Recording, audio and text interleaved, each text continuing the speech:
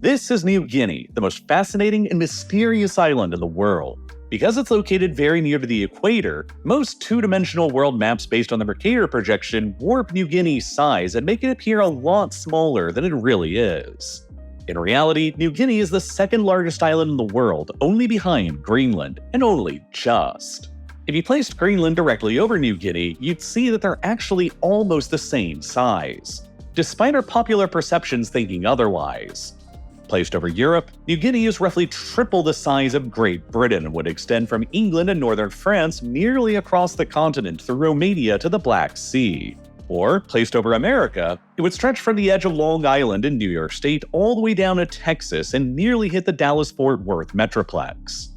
New Guinea is a way more enormous place than most outsiders think it is. And it's also a way more unknown place than you probably think it is as well. As much as 80% of New Guinea's territory is covered by dense rainforest, making it the third largest rainforest on the planet behind only the Amazon and Congo rainforests that are on actual continents. Which is why some people have taken to calling the New Guinea rainforest the second Amazon. And if that wasn't enough, New Guinea is also extremely mountainous. The chain of mountains running through the center of the island, known as the New Guinea Highlands, are roughly the same size, elevation, and scale as the Rocky Mountains are in North America, and they feature the highest elevated peaks anywhere between the Himalayas in Asia and the Andes in South America. They are by far the highest and most imposing mountains found on any island in the world, and because of this harsh geography of dense rainforest combined with towering mountains, there is still a ton of territory hidden there that has remained unexplored and uncharted to this very day, deep into the 21st century.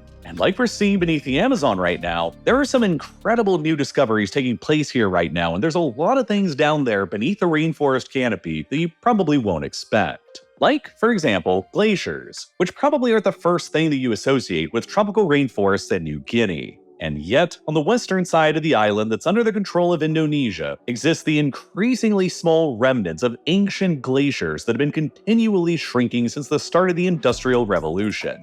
The nearby mountain to them, called Puncak Jaya, contains the highest elevated point on the island at 4,884 meters or 6,024 feet above sea level, which is also the highest point on any island in the world. It's high enough that temperatures plummet the further up it you go, which transforms New Guinea's abundant rainfall into snow, which is compacted down the mountain face into the glacier below it for at least the past several thousand years. The New Guinea glaciers are one of only a handful of so-called tropical glaciers that can be found in the world. And they're so remote and not well known that even some Indonesians aren't aware that their country actually contains them.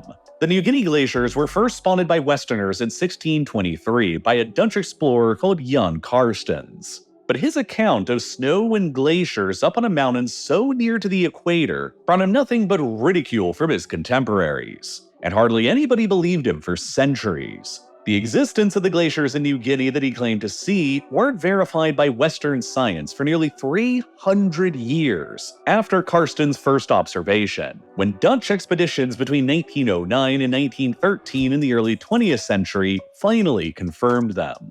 And unfortunately, they probably won't exist for very much longer.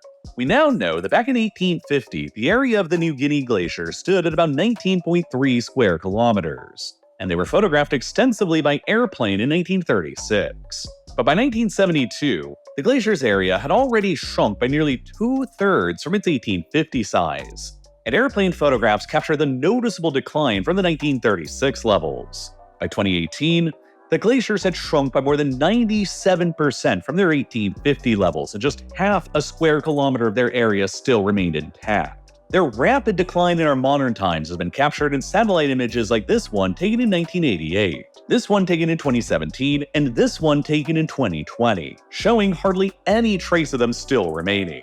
The most recent scientific study conducted into the glacier's size was published in March of 2025 and was based on 2024 data.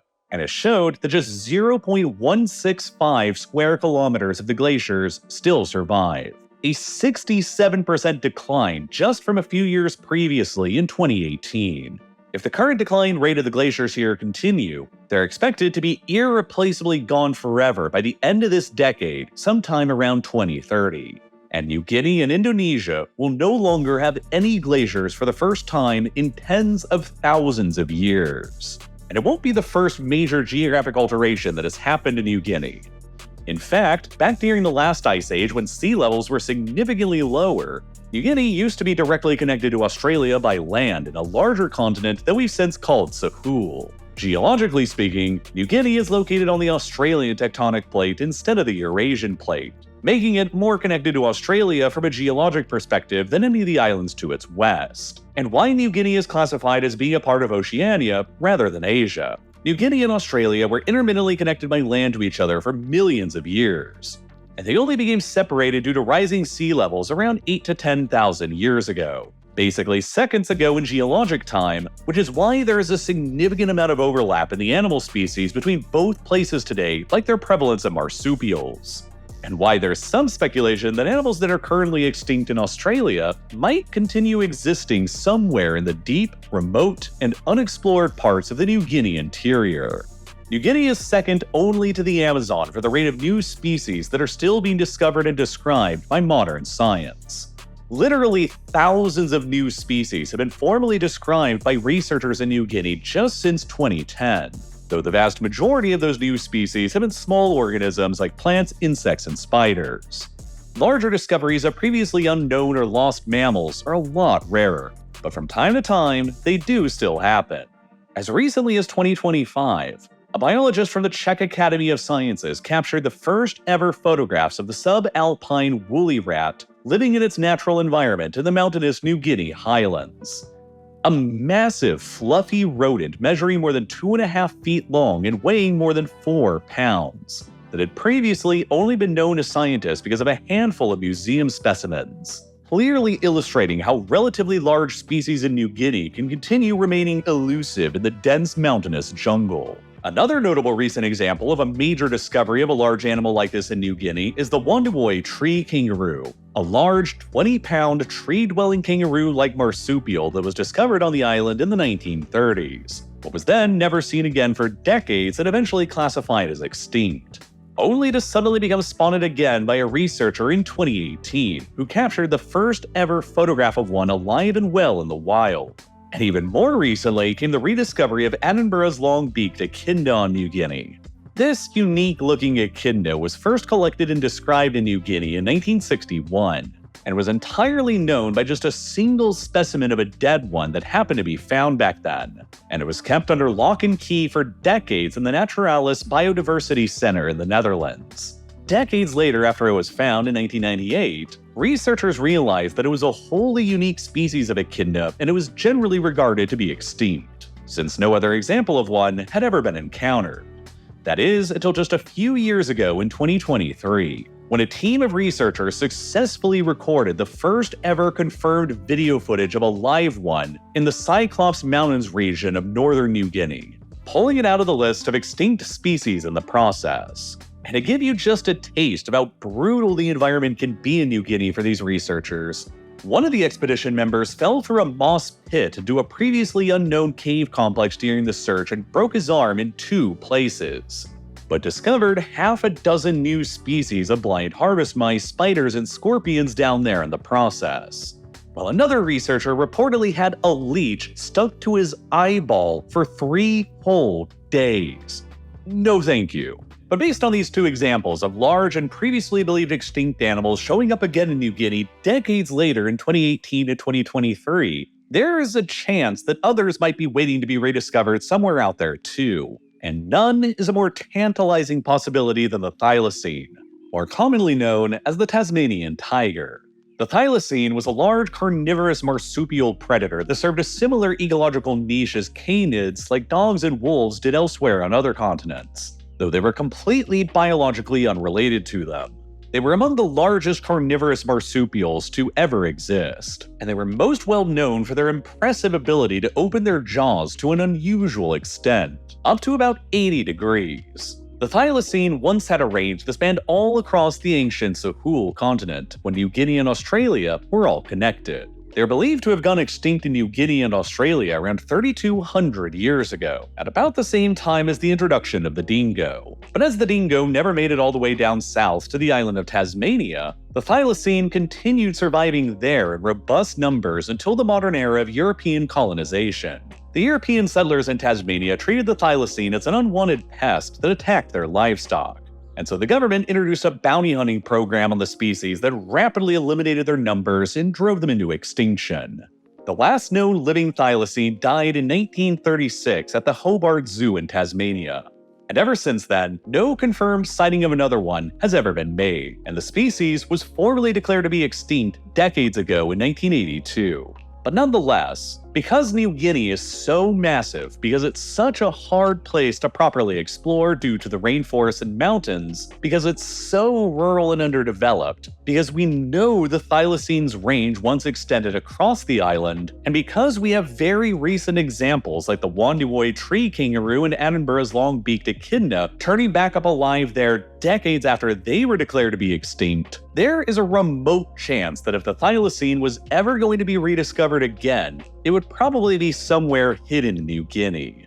And that is far from the only unknown thing on the island that could be hidden from us. New Guinea is, politically speaking, divided roughly in half today between Western New Guinea, under the control of Indonesia, and Papua New Guinea in the east, a separate and independent country. And Papua New Guinea is, bizarrely, the only country in the world today that has a completely unknown population.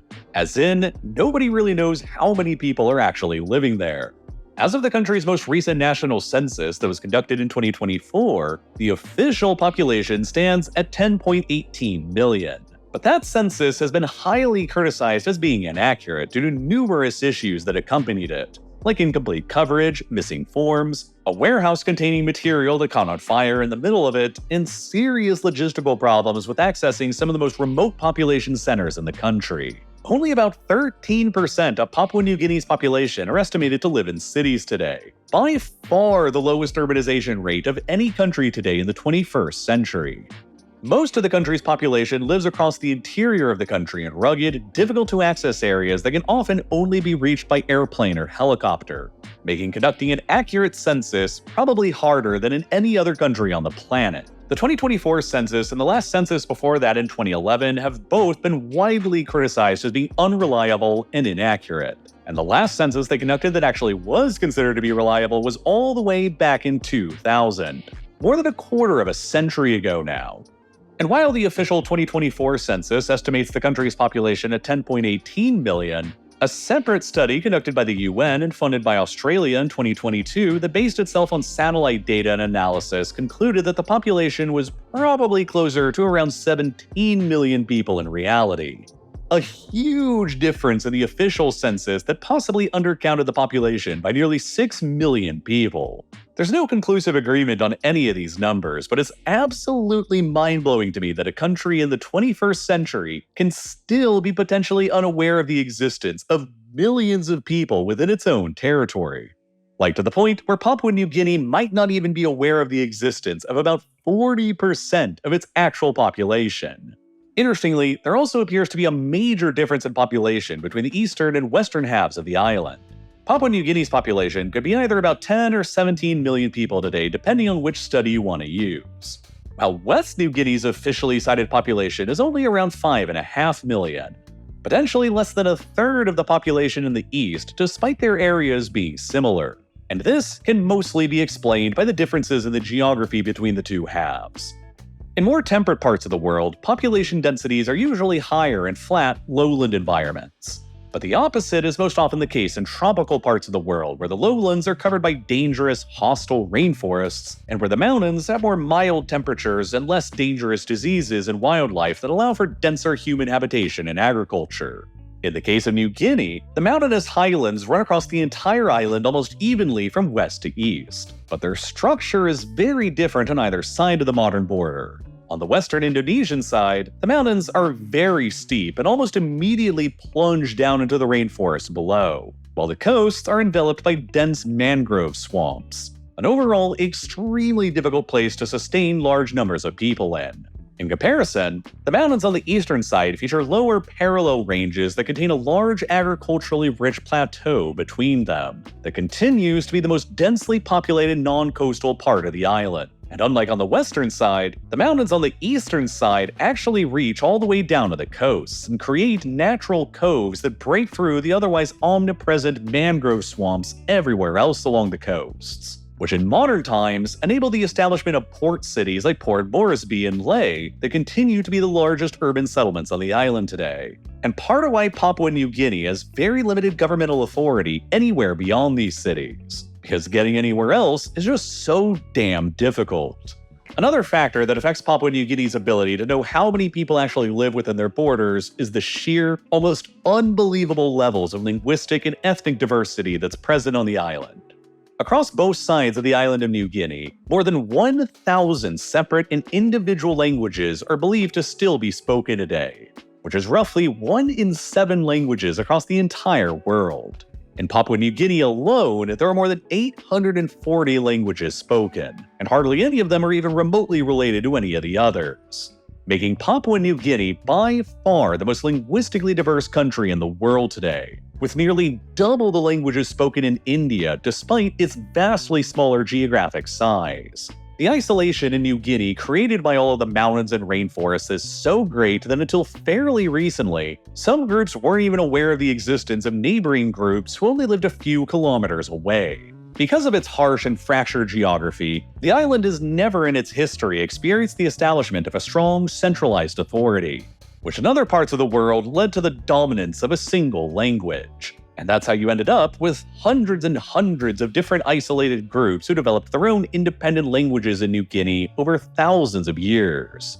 There are technically 2 lingua franca languages spoken in Papua New Guinea today, an English-based Creole language called Tok Pisin, and to a lesser extent, an indigenous language called Hiri Matu.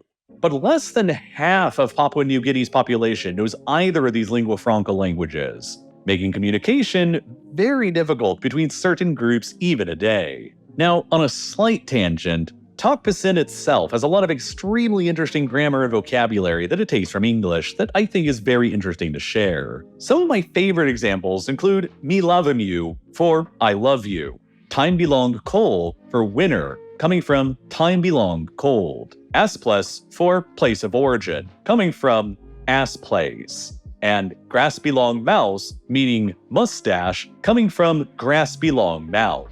For a long time, it was circulated in Western media that the Tok Pisin word for helicopter was Mixmaster Belong Jesus Christ, coming from Mixmaster Belong Jesus Christ, with the explanation supposedly being that the blades of a helicopter looked like the blades of a Mixmaster blender, and Jesus Christ went to heaven. So, therefore, the blender that rises up to heaven, or Mixmaster Belong Jesus Christ. But apparently, this specific term might have been a fabrication made up by visitors to Papua New Guinea back in the 1960s. And none of this is to even mention the numbers of tribes in New Guinea that continue to remain uncontacted today, with potentially still unknown languages of their own. It's believed that probably no longer any truly uncontacted tribes that exist in the more densely populated eastern side of the island in Papua New Guinea, but it is still believed that there are probably several uncontacted tribes who exist in the western side that's under the control of Indonesia.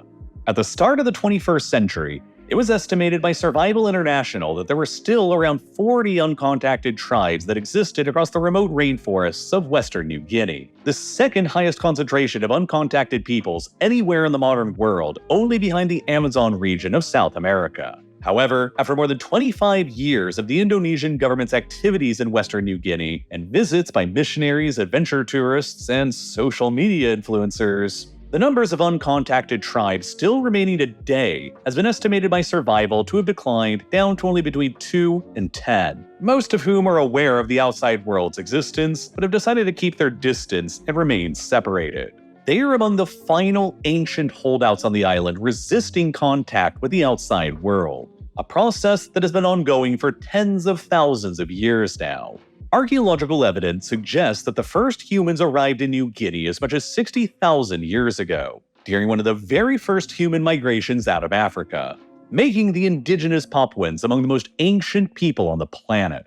Indigenous Papuans are loosely related to Aboriginal Australians, Melanesians, and other dark-skinned people found across the Asia-Pacific region. But interestingly, despite their similar-looking physical appearances, Indigenous Papuans are not closely related to Africans at all. In fact, Europeans are genetically closer to Africans than Papuans are. And a large part of that is due to the incredibly high concentration of Denisovan DNA that's present in Papuans. Denisovans were an ancient subspecies of humans that used to live across Asia tens of thousands of years ago, and the Papuans, for whatever reason, have the highest concentration of Denisovan ancestry out of any population in the world today. Their distant ancestors likely interbred with the Denisovans on their way to New Guinea. And after sea levels rose and isolated New Guinea from the rest of the world around 10 or 8,000 years ago, their genetics became even more isolated from the rest of the world, and so the Denisovan ancestry managed to stick around. Today, most Papuans share between 4 to 7% of their genome with the Denisovans. But there are some communities up in the New Guinea Highlands who have upwards of 12% of their genome shared with them instead. By far the highest concentration known of any population in the world today. And despite the isolation of the Papuans in New Guinea after around 10,000 years ago when it became an island, they were capable of amazing and still puzzling things too. At Cook Swamp, an archaeological site in Papua New Guinea, evidence has shown that the Papuans independently developed agriculture on their own without any outside influence sometime around 8,000 years ago, making them one of the very few societies on the planet to have independently developed agriculture and domesticated plants. The Papuans were likely the first people to domesticate bananas, taro, and sugarcane, which later spread elsewhere in the world after a wave of Austronesian settlers began arriving in New Guinea around 3,000 years ago and initiated trade. The arrival of the Austronesians also introduced a new layer of linguistic diversity to New Guinea as well. Today, out of the around 1,000 languages that are spoken in New Guinea, between 200 and 300 of them are believed to be Austronesian, while the others are Papuan. Now, one of the most interesting agricultural mysteries of New Guinea is how exactly the sweet potato managed to arrive there. The sweet potato is originally from South America, but evidence appears to suggest that it arrived in New Guinea sometime during the 13th century, hundreds of years before Columbus ever arrived in the Americas and started the Columbian Exchange. The leading theory is that the Polynesians probably managed to establish contact with indigenous South Americans sometime between the 11th and 13th centuries, which led to the sweet potato spreading westward through trade until it eventually arrived in New Guinea and completely revolutionized everybody's life there.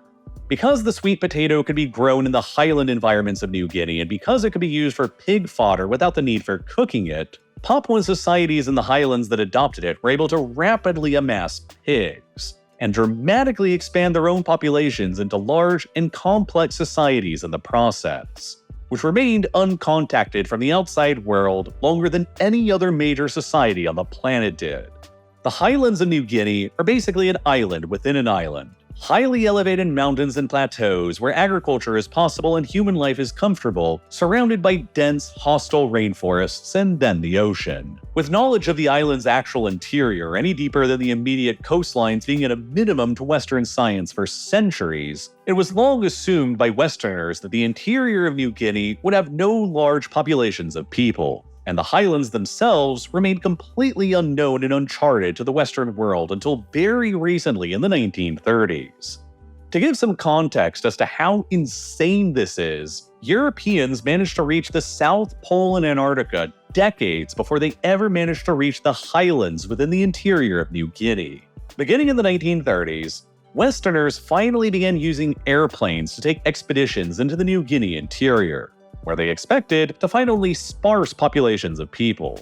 Instead, to their utter surprise, they discovered a very densely populated society in the highlands that was probably home to around 1 million people, marking the last major first contact between two large societies in human history.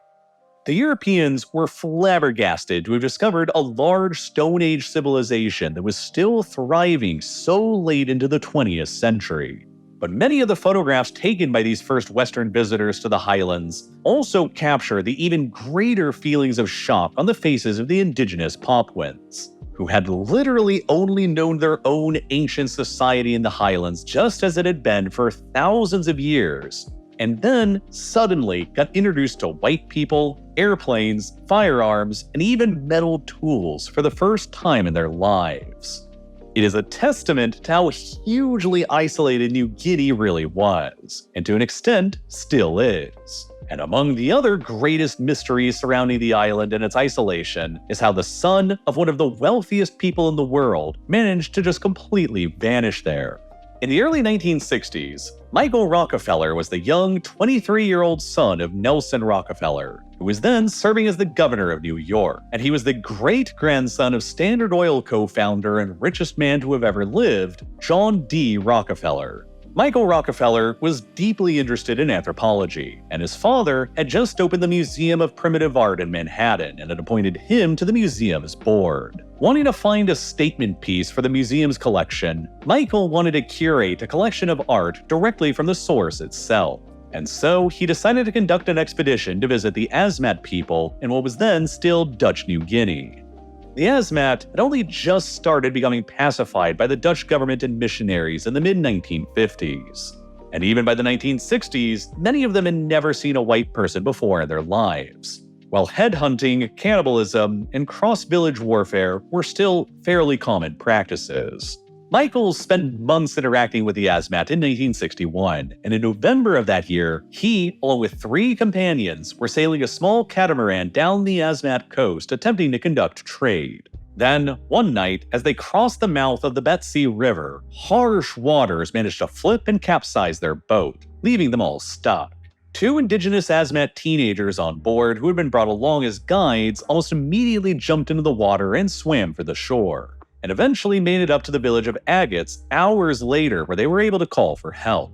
Michael and his other companion on board the catamaran, Dutch anthropologist René Wassing, were left clinging to the overturned boat for hours as they slowly drifted away from the shoreline. According to Wassing, after waiting around for a while and growing increasingly concerned that they would drift out into the open ocean, Michael decided to strip down to his underwear and tie 2 empty jerry cans around his waist for buoyancy, told him he thought he could make it to the shore, and then jumped into the ocean to attempt to swim around 8 a.m. in the morning, which at the time was probably around 12 nautical miles away from them. It was the last time that anybody would ever see any trace of him. And tragically, an airplane spotted Wassing still stranded on the boat just hours later after Michael had left, and he was quickly rescued just the following morning. A massive search and rescue effort that involved hundreds of people, airplanes, helicopters, and ships was launched for Michael across the area where he disappeared, seeing as how he was the son of the governor of New York and a member of one of America's wealthiest and most prominent families. But after 2 weeks of searching, no trace of him was ever found, and the search was officially called off. The Dutch colonial government that was still in control of Western New Guinea at this time officially concluded that Michael had drowned during his swim to the shore. But there is a significant amount of evidence and speculation that he actually met a far more gruesome fate instead. Headhunting, cannibalism, and tribal warfare were all still common practices amongst the Asmat at this time. And 2 Dutch missionaries who were fluent in the local indigenous languages and who had been living in the Asmat area for years steadily accumulated a trove of testimony from witnesses that directly contradicted the official Dutch government report. According to their own reports, a small group of Asmat warriors were walking along the beach that very morning when they just happened to encounter Michael Rockefeller after he swam ashore. It's important to know that a few years previously, a Dutch colonial raid in a village nearby had resulted in the killings of 5 important Asmat warriors, a transgression that the Asmat historically resolved through eye-for-an-eye killings and blood debts. So, upon their happenstance encounter with Michael that morning, a white man who looked like the white men who had killed their tribe members a few years previously, the group of warriors allegedly had an argument as to whether or not to kill him in vengeance, until one of them just stabbed him in the ribs and began killing him. Then, they allegedly took his body back to their camp, where they cooked and ate his flesh and brains in a ritualistic cannibal ceremony that was common for these kinds of vengeance killings at the time. Locals allegedly confessed these details to both of the Dutch missionaries a few weeks afterward, and revealed that they had distributed his head, bones, ribs, and glasses amongst more than a dozen other people.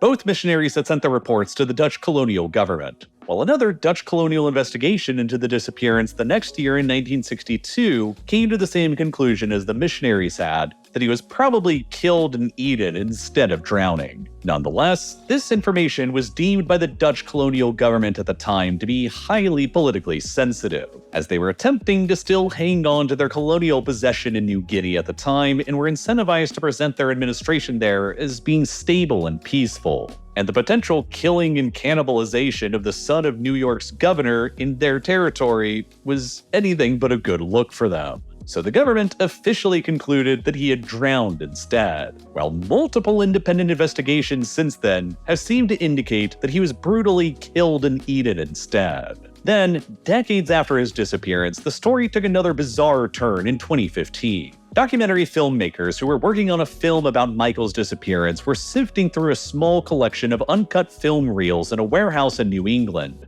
that had been filmed in the Asmat region of New Guinea back in 1969 by a photographer who was investigating Michael's disappearance at the time, just 8 years after he had vanished. These uncut film reels apparently sat for more than 40 years collecting dust in that warehouse. But upon studying the reel in 2015, the documentary filmmakers discovered something astonishing that had apparently been overlooked by the people who had originally filmed it. A very brief clip of a group of Asmat tribesmen paddling a war canoe with a very conspicuous-looking white man paddling alongside them.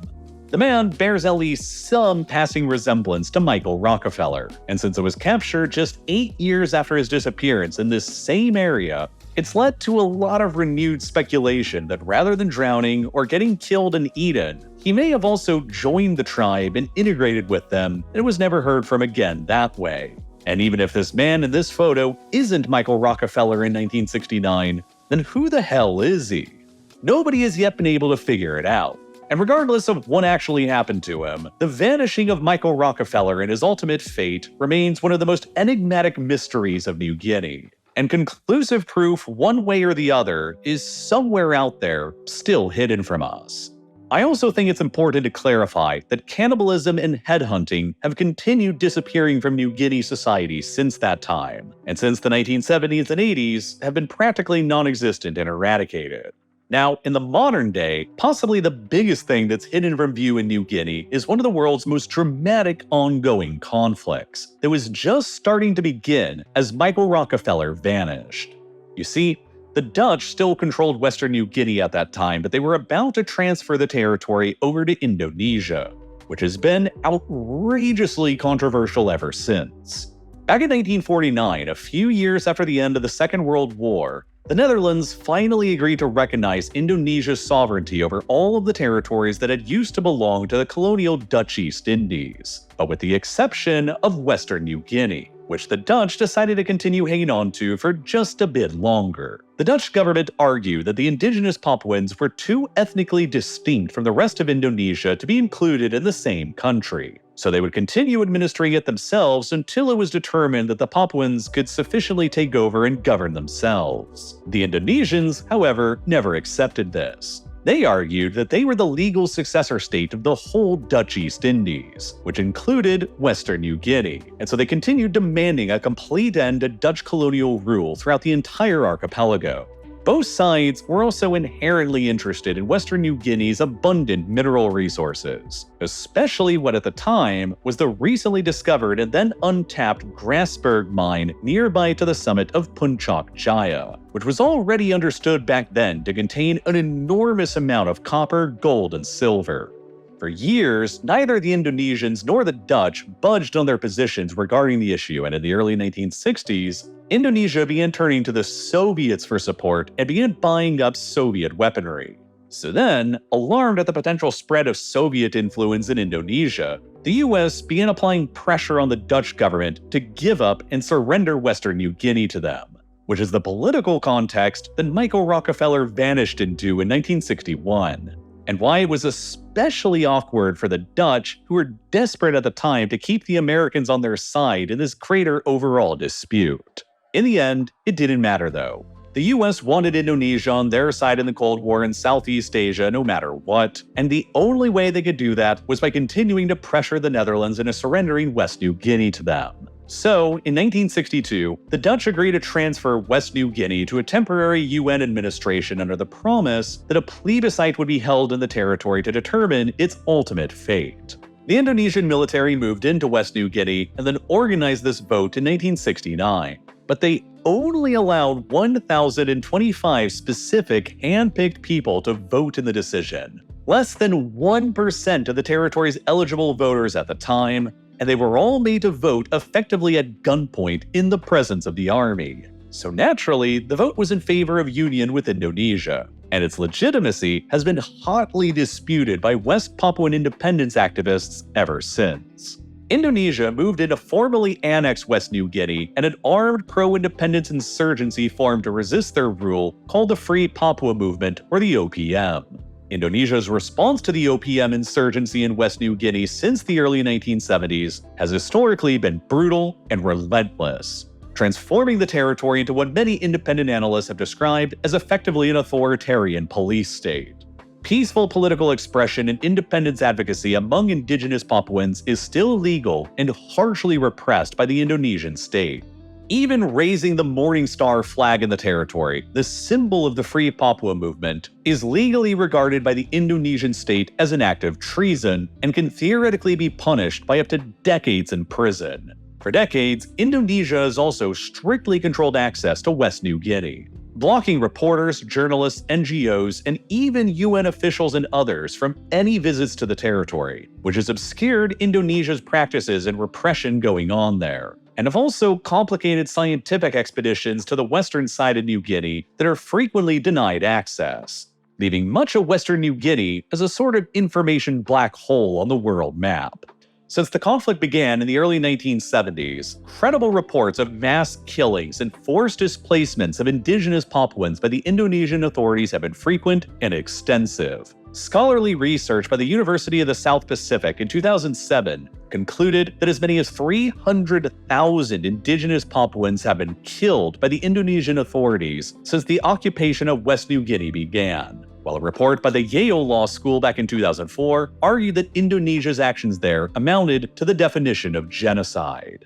In addition to the harsh repression and violence, the Indonesian state has attempted to reinforce their demographic control in the territory by encouraging a massive settlement program that they've called transmigration, which is aimed at resettling landless Indonesians from crowded urban environments in Java, Sumatra, and Sulawesi to West New Guinea and giving them land that's been taken from the indigenous Papuans. As many as 300,000 Indonesian settlers were relocated to West New Guinea under this program following Indonesia's takeover of the territory. And today, it's believed that about half of the inhabitants in West New Guinea are either settlers themselves or the descendants of settlers.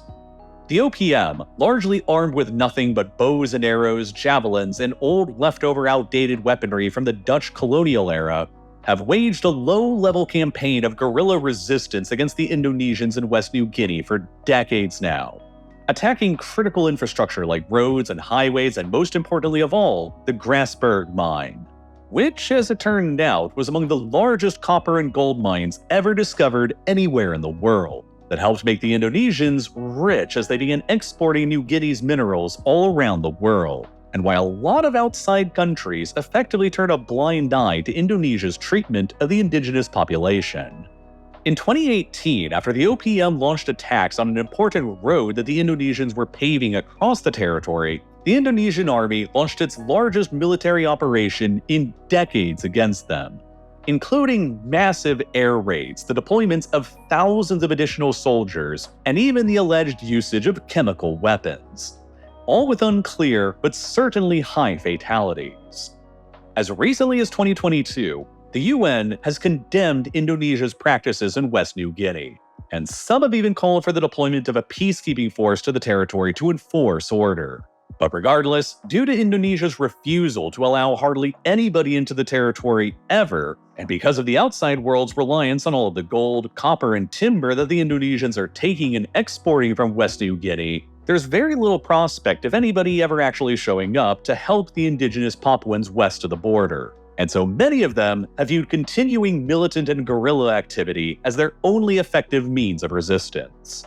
The conflict briefly captured the world's attention in February of 2023, when the OPM attacked a small airplane that had landed near their territory that was piloted by a New Zealand man named Philip Mark Mertens. They took Mertens as a hostage, threatened the Indonesian government that they would kill him unless they granted West New Guinea its independence. This all led to an intense standoff between the OPM and Indonesia.